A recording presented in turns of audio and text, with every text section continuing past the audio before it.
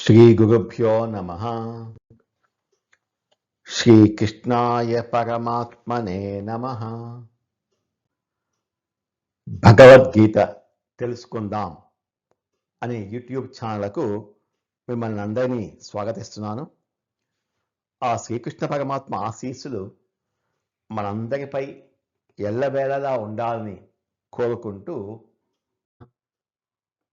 భగవద్గీత గుణత్రయ విభాగ యోగంలో ఈరోజు మనం 20, 21 శ్లోకాలను తెలుసుకుందాము.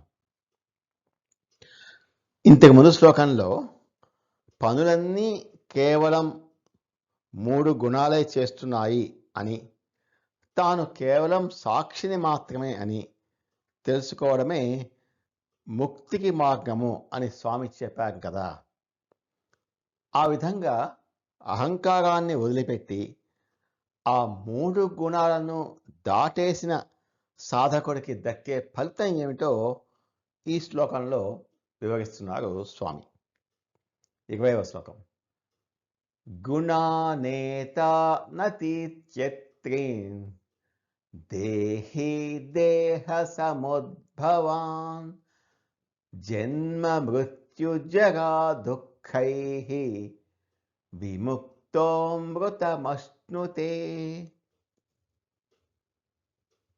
ఈ మానవ జీవితంలో మనిషి భయపడే 4 భయాలను ఎలా జయించవచ్చో ఈ శ్లోకంలో వివరిస్తున్నారు.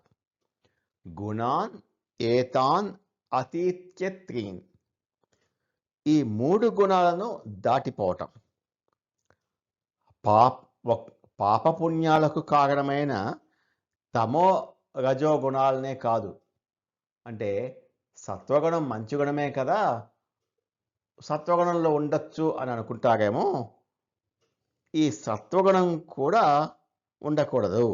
నేను పండితుడిని, నేను ప్రశాంతంగా ఉన్నాను, నేను పరమ భక్తుడిని అని బంధించేటటువంటి సత్వగుణాన్ని కూడా వదిలివేయాలి. రజోగుణము, తమోగుణము ఈ 2 పాపపుణ్యాలకు కారణమవుతుంది కాబట్టి అవి మాత్రమే కాదు, సత్వగుణాన్ని కూడా వదిలివేయాలి అంటున్నారు స్వామి. అంటే బంగారు సంఖ్యలను కూడా తెంచుకోవాలి. నాకు ఈ దేహంతో, ఈ గుణాలతో ఎలాంటి సంబంధము లేదు, నేను స్వచ్ఛమైన పరమాత్మ అంశను అని నిరంతరం భావించడమే ఈ గుణాలను దాటిపోవటం. దీన్నే గుణాతీత స్థితి అంటారు. దేహి దేహ సముద్భవాన్. దేహి అంటే పురుషుడు, లోపల ఉన్న జీవాత్మ. శరీరం యొక్క ఉత్పత్తికి కారణమైనటువంటి ఈ 3 గుణాలను అధిగమించాలి. అధిగమిస్తే జన్మ మృత్యు జరా దుఃఖైః విముక్తః. పుట్టుక, చావు, ముసలితనము, దుఃఖాల నుండి విముక్తి లభిస్తుంది. ఈ భూమి మీద పుట్టిన ప్రతి ప్రాణికి, అంటే చక్రవర్తి అయినా బిచ్చగాడైనా 4 భయాలు ఉంటాయి. ఒకటి జన్మ. పుట్టేటప్పుడు తల్లి గర్భంలో పడే యాతన. మృత్యు, చనిపోయేటప్పుడు పడే భయం, లేక చనిపోతానేమో అన్న భయం.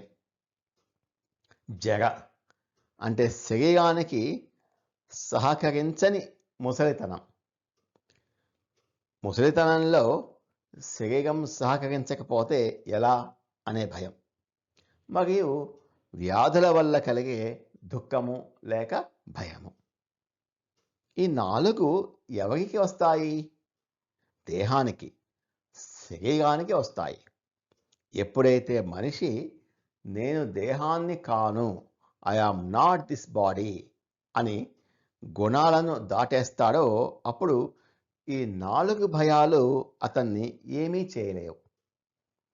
అతను బతికి ఉండగానే ఆ భయాల నుండి పూర్తి స్వేచ్ఛను, విముక్తిని పొందుతాడు. అమృతం అశ్నుతే. అమృతత్వాన్ని లేక మోక్షాన్ని పొందుతాడు. అమృతం అంటే అమృతం అంటే మరణం లేనిది, నాశనం లేనిది, ఇమ్మోర్టల్ అని అర్థం. ఈ 3 గుణాల నుండి బయటపడినవాడు బతికి ఉన్నంత కాలం ఎంతో ఆనందంగా జీవన్ముక్తుడిలాగా ఉంటాడు. దేహం రాలిపోయిన తర్వాత స్ట్రైట్గా ఆ భగవంతుని దివ్య ధామాన్ని పొంది శాశ్వతమైన ఆనందాన్ని, అమృతతత్వాన్ని పొందుతాడు. ఒక గొంగళి పురుగు ఆకులను తింటూ నెమ్మదిగా పాకుతూ ఎన్నో కష్టాలు పడుతుంది. కానీ అది తన చుట్టూ ఒక గూడు అల్లుకొని కొంతకాలం తపస్సులాగా నిశ్చలంగా ఉన్న తర్వాత ఆ గూడును పగలగొట్టుకొని ఒక అందమైన సీతాకోకచిలుకలాగా బయటకు వస్తుంది. బయటకు వచ్చిన ఆ సీతాకోకచిలుకకు ఇక భూమి మీద పాకాల్సిన అవసరం లేదు. దానికి రెక్కలు వచ్చాయి. అది స్వేచ్ఛగా ఆకాశంలో ఎగురుతుంది.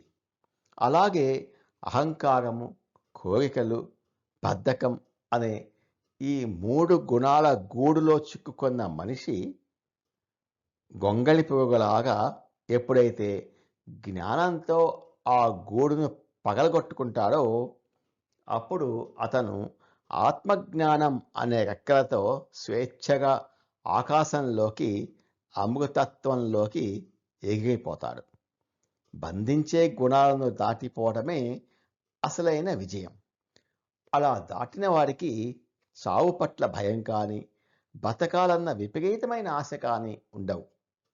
అతడు ప్రతి క్షణాన్ని దైవ అనుభూతితో ఆనందిస్తాడు. గుణానేతానతీత్యత్రీన్ దేహీ దేహ సముద్భవాన్ జన్మ మృత్యుజగా దుఃఖైః విముక్తోమృతమశ్నుతే. ఈ భౌతిక దేహానికి కారణమైన సత్వ, రజో, తమో 3 గుణాలను ఎప్పుడైతే దేహి జీవాత్మ పూర్తిగా దాటిపోతాడో అప్పుడు అతను జన్మ, మృత్యువు, ముసలితనము మరియు వ్యాధుల వల్ల వచ్చేటటువంటి దుఃఖాల నుండి శాశ్వతంగా విముక్తుడైపోతాడు. ఆ స్థితిలో అతడు అమృతత్వాన్ని, శాశ్వతమైన భగవత్ ఆనందాన్ని, మోక్షాన్ని పొందుతాడు అని అంటున్నారు శ్రీకృష్ణ పరమాత్మ. 21వ శ్లోకం.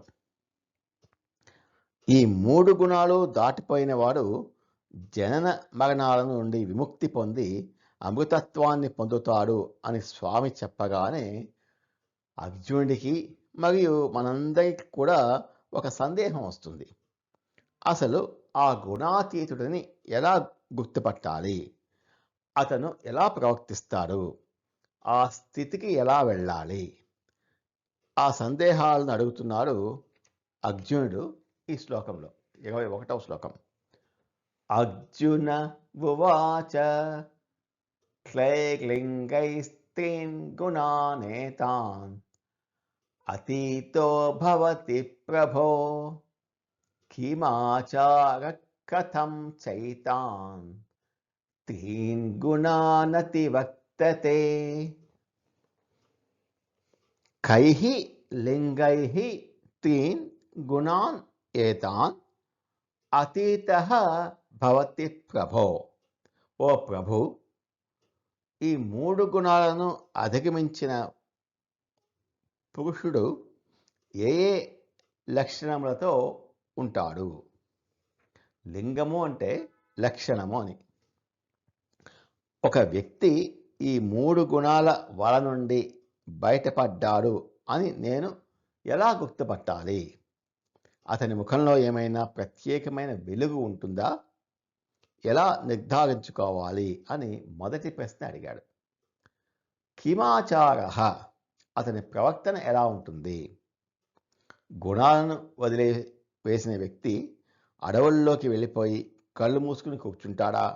లేక మన మధ్యే ఉంటూ రోజువారీ పనులు చేసుకుంటూ ఉంటాడా? మన మధ్యే ఉంటే అతని ప్రవర్తన ఎలా ఉంటుంది? కథంచ ఏతాన్ త్రీన్ గుణాన్ అతివర్తతే. ఆ స్థితిని ఎలా పొందాలి? ఇది అన్నిటికంటే ముఖ్యమైన ప్రశ్న. సరే, ఆ గుణాలను, ఆ లక్షణాలను తెలుసుకున్నాను. నేను కూడా ఆ 3 గుణాలు దాటి గుణాతీత స్థితికి వెళ్ళాలి అంటే ఏం చేయాలి? నేను చేయాల్సిన సాధన ఏంటి? అని ఒక విద్యార్థి తన మాస్టారును అడిగినట్లుగా అడుగుతున్నాడు అర్జునుడు. మనకు కూడా ఒక్కొక్కసారి కుతూహలం ఏర్పడుతుంది. మనం ఒక ఆరోగ్యవంతుడిని, లేక ఫిట్గా ఉండే వ్యక్తిని, పొట్ట లేకుండా మంచిగా ఉన్న వ్యక్తిని చూడగానే మనం కూడా అతన్ని కొన్ని ప్రశ్నలు వేస్తాం కదా, అతని ఆరోగ్య రహస్యాన్ని తెలుసుకోవటానికి. మీకు బీపీ, షుగరు, కొలెస్ట్రాల్ ఉందా అని అడుగుతాం. అంటే లక్షణాలు. మీరు రోజువారీ జీవితంలో ఏం చేస్తారు? ఏం తింటారు? ఏం ఎక్సర్సైజ్ చేస్తారు అని అడుగుతాం. అంటే ప్రవర్తన. నేను కూడా మీలాగా ఆరోగ్యంగా మారాలంటే ఏం చేయాలి? ఏం సాధన చేయాలి అని అడుగుతాం. అంటే సాధన. సరిగ్గా అర్జునుడు కూడా ఇలాగే ఆధ్యాత్మిక ఆరోగ్యం, అమృతత్వాన్ని పొందిన వ్యక్తిని గురించి ఈ 3 ప్రశ్నల్ని అడిగాడు శ్రీకృష్ణ పరమాత్మని. అర్జున ఉవాచ కైర్లింగైస్త్రీన్ గుణానేతాన్ అతీతో భవతి ప్రభో కిమాచార కథం చైతాన్ త్రీన్ గుణానతివర్తతే. ఓ ప్రభు, ఈ 3 గుణాలను, సత్వ రజో తమో గుణాలను దాటిన వాడిని ఏ లక్షణాల ద్వారా గుర్తుపట్టవచ్చు? అతని ప్రవర్తన ఎలా ఉంటుంది? మనిషి ఈ 3 గుణాలను ఎలా దాటగలడు అని ప్రశ్నించాడు అర్జునుడు శ్రీకృష్ణ పరమాత్మని. స్వామి చెప్పబోయే సమాధానాలను మనం రేపు తెలుసుకుందాం. నమో భగవతే వాసుదేవాయ. ఏతత్ ఫలం శ్రీకృష్ణార్పణమస్తు. స్వస్తి.